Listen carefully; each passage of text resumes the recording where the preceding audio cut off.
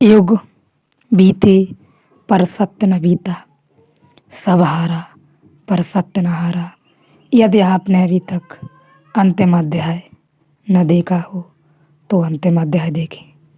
यदि आप इस यात्रा में शामिल हैं और अपने आप को रूपांतरित करना चाहते हैं, अपने आप को बदलना चाहते हैं और यदि आप समझ सकें तो इस अध्याय को देखें, वरना यह अध्याय आपके मन में केवल और केवल प्रश्न ही खड़े करेगा, कोई समाधान न निकलेगा।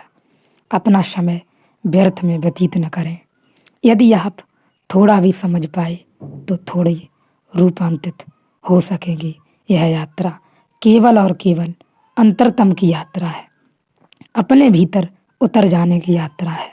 इस यात्रा का बाहर से कोई लेना देना नहीं, औषधि कोई भी नहीं, उपाय कोई भी नहीं, विधि कोई भी नहीं, न कोई औषधि है, क्योंकि यह सब दृश्य झूठ है।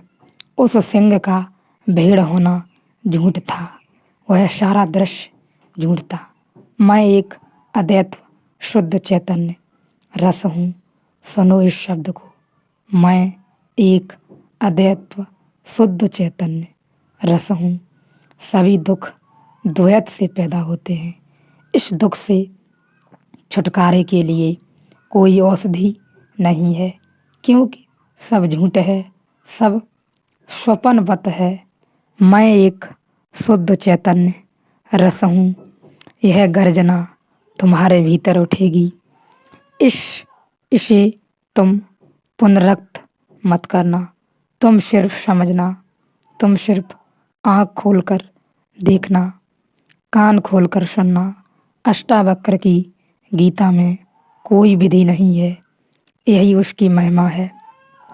उसमें कोई उपाय नहीं बताया है कि कैसे परमात्मा तक पहुँचो। उसमें तो इतना ही कहा है कि तुमने कभी परमात्मा को खोया नहीं, बस जागो, खोलो आँखें और पहचानो अपने स्वरूप को। मैं शुद्ध बोध हूँ।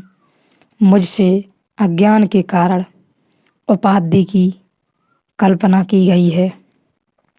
इस प्रकार नित्य विचार करते हुए मैं निर्विकल्प में स्थित हूँ।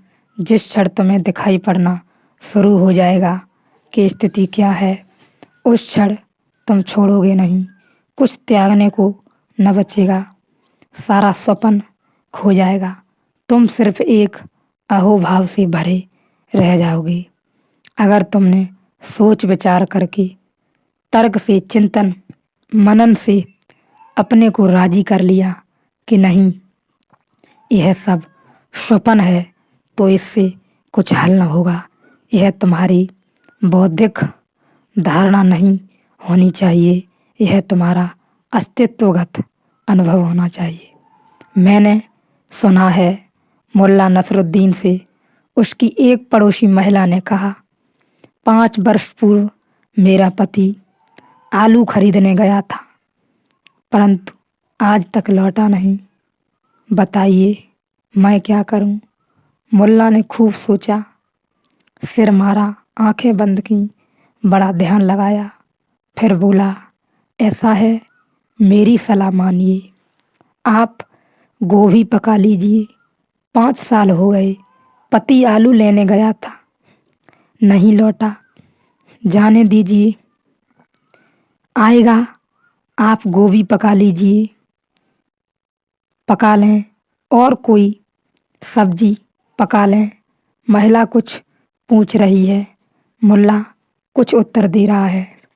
तुम जब किसे पूछते हो कि मैं दुखी हूँ, क्या करूँ, तो अष्टावक्र को छोड़कर जो भी उत्तर दिए गए हैं वे सब ऐसे हैं कि गोभी पका लीजिए।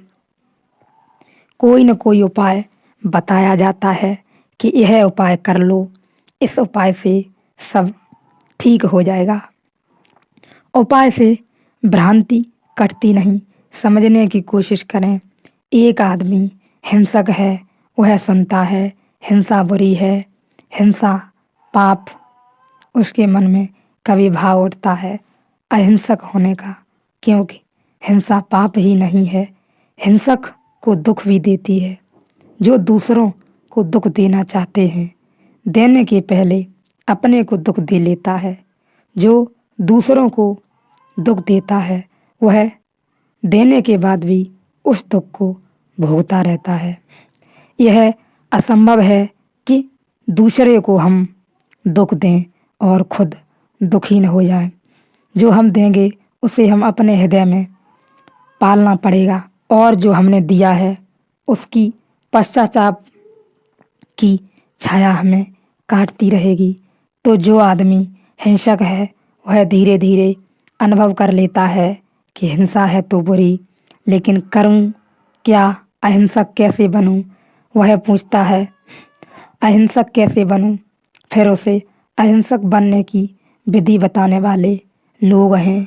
वह हिंसक आदमी उन विधियों का पालन भी कर लेने लगता है, लेकिन उन विधियों के पालन करने से उसकी हिंसा थोड़े ही मिटती है। वह उन विधियों के पालन करने में ही हिंसक हो जाता है। वह दूसरे के साथ हिंसा बंद कर देता है, अपने साथ शुरू कर देता है। उसकी हिंसक वृत्ति कैसे जाएगी? कल तक वह दूसरों के साथ हिंसा कर रहा था, अब अपने साथ करता है। हिंसा उसकी जारी है, और अष्टावक्र की गीता में यही है कि कोई उपाय नहीं है, तुम परमात्मा से कभी अलग हुए ही नहीं हो।